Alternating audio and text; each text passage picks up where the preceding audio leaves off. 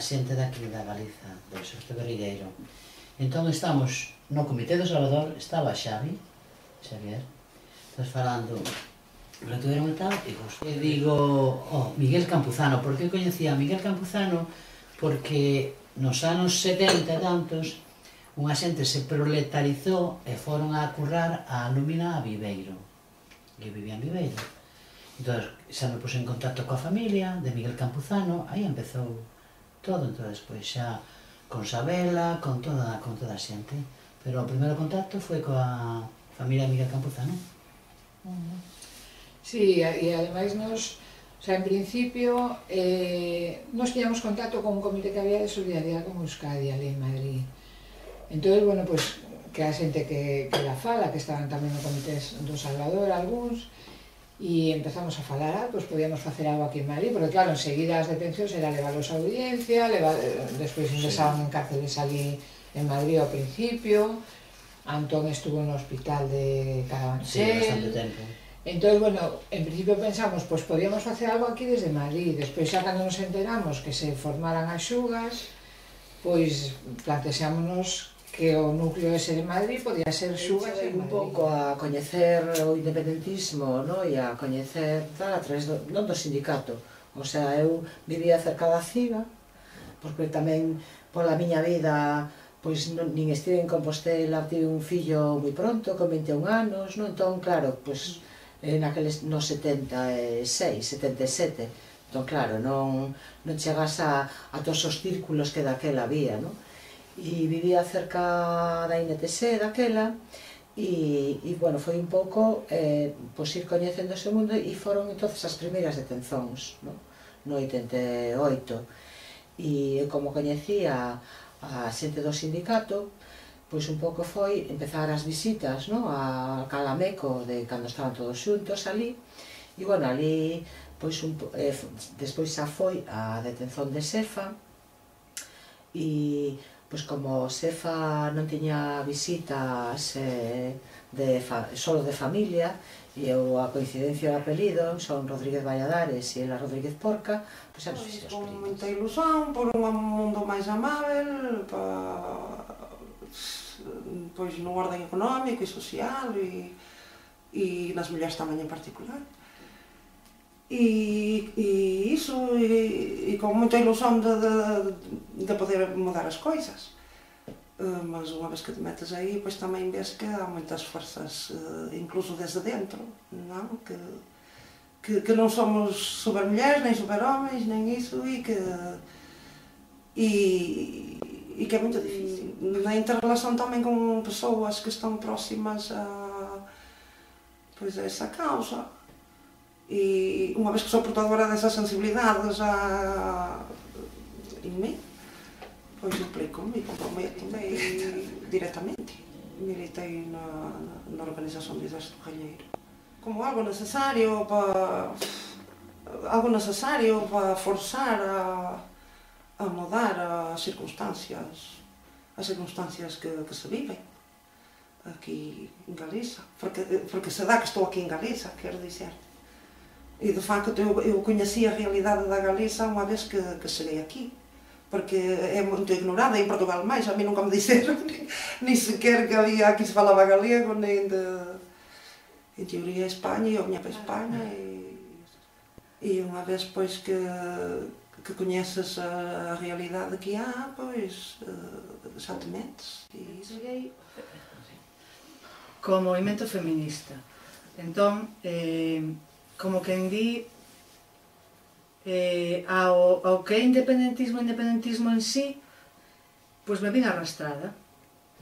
Vime arrastrada porque resulta que eu estaba militando simplemente como muller feminista e vexo que de o día a noite hai unhas 11 detencións, me parece que foron daquela. Entón, claro, eu ali no medio sabía que era imposible que esa xente, que toda esa xente tuvera que ir para dentro porque fixeran algo, porque fora mala xente ou simplemente por unha ideoloxía. Entrei en Xuga, ademais, porque en Xuga quedou só unha rapaza. O sea, eso que tes medo cando hai detención, se escapas e tal, polo menos na miña zona, entre as Ancos, o que se criou foi unha piña, pero da hostia. A raíz de que queda unha persoa só enxuga, para colmo, a Xuntas Galegas pola Amnistía, de defensa aos presos e ás presas, o sea, ou entras e que non podes ficar neutral. Entón, queda unha muller nada máis, pois, ao pouco tempo. Non se me pasou outra cousa pola cabeza, como botar unha mau, teño que entrar en xugo. Eu empecé a coller conciencia moi noviña cando lín as historias de Rosa Luxemburgo e Alexandra Kollontai. E a partir de aí, pois, bueno, busquei un referente e naquela época, pois, o referente era Apu. Bon, pois eu achegueime ao movimento independentista, eu nese momento militaba no Bloco, e achegueime ao movimento independentista porque naqueles intres pensei que, desde logo, necesitábase crear un movimento novo que dera aspiracións ás reivindicacións reais de libertación nacional e antipatriarcal do noso povo, da nosa nación galega. Pensei que, desde logo, o Bloco nese momento non para nada representaba o que eu buscaba, e entón entre eu e outros compañeiros e sobre todo animoume que moitas compañeras feministas estábamos nese proceso, empezamos a elaborar unha nova zón política, unha nova zón organizativa política que desembocou na creación da Asamblea da Comunidade. Cando me acheguei así ao mundo da política foi a través do sindicato, da CIDA, bueno, antes era a INTC, e despois aí, claro, contactei co PCLN, que daquelas me parece que aínda estaba dentro do Bloque, que fora cando a expulsión do PCLN, sentíase falar de que era Galiza Ceibe. Si existía, eu non tiña contacto con ninguna persona ni nada, e despois foi cando foi a expulsión do PCLN e botou a andar de por sí, foi cando PCLN, Galiza Ceibe e, bueno, non me lembro se había así alguna forza máis no independentismo, e tamén foi o contacto co EXE, foi moi rápido todo. Entonces, por exemplo, experiencia política, na militancia política ou de organización política, ninguna. Que, bueno, eso é bon e malo porque non tes a experiencia, pero é bon porque non tes aínda nin os vicios, nin os prexuizos, nin nada. E, bueno, e despois, basicamente, foi a militancia no EXE. E, sí, bueno, xente nova, moita ilusión, o independentismo parecía que era algo novedoso, ou apenas se coñecía nada do independentismo do pasado, non? Ou non, eu non coñecía nada e que sí había esa opción. Sí, con 22, 23 anos entrei a traballar no sindicato e, bueno, foi un pouco eso, non? De pasar do mundo estudiantil ao mundo do sindicato. Sí, da organización armada. Sí, porque era ter o contacto co sindicato, entón, que tamén que quizás me axudou porque vías un pouco da problemática real, non? Do mundo laboral e coincidía, fora o tema de Sidegasa, daquelas, me parece que tamén fora cando as presubilacións da Stano, creo que coincidira tamén con eso. Entón, bueno, había bastante movimento, non? Aparte había folgas da madeira, do sector da madeira ali por Compostela, e, bueno, entón, bueno, pois eso. Parecía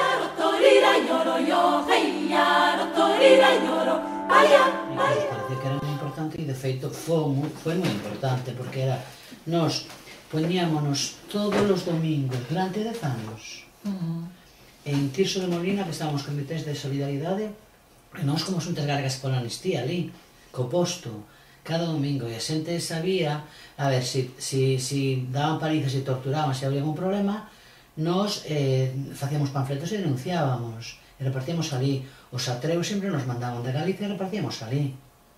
Entón foi super importante. A se acercaba a xente, mellor que non tiña nada que ver, pero como éramos galegas, se acercaban ali e preguntando.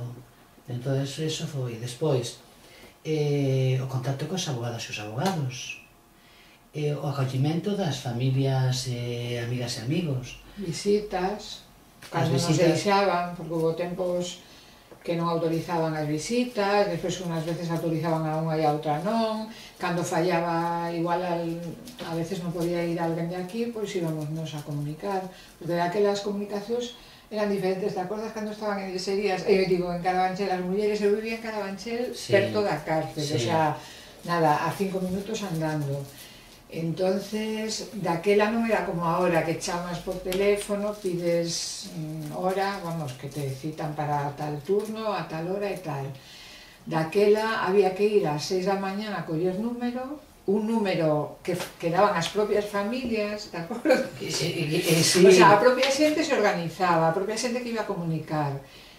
Entón, ti ibas ás 6 da mañá e collías un número. E despois ás 9, cando abrían de verdad os carceleiros, as carceleiras, entón era cando xa iban dando por orden, ou cubrían o primeiro turno, o segundo turno e tal. Entón, ti igual ibas ás 6 da mañá e polo número que te tocaba, cando abría a ventanilla ás 9, te tocaba xa o terceiro turno, que igual era as 10 da mañá. Entón, nós, para que a xente pudiera descansar, porque a xente viaxaba os venres, chegaban a casa, normalmente paraban en Casa de África, chegaban a Casa de África igual ás 3 da mañá, a xente salía de aquí de traballar, chegaba a hora que podía. Entón, paraban na casa, había un montón de casas, vale? Aparte de Luisa, de Blas, de tal, de xente de Madrid. Verdad, nos ofrecían a casa para o que necesitáramos. O que pasa? Que chegábamos a las e tantas en Madrid que non controlaban e todos iban, todas as persoas xuntas á miña casa, dormíamos no pasillo,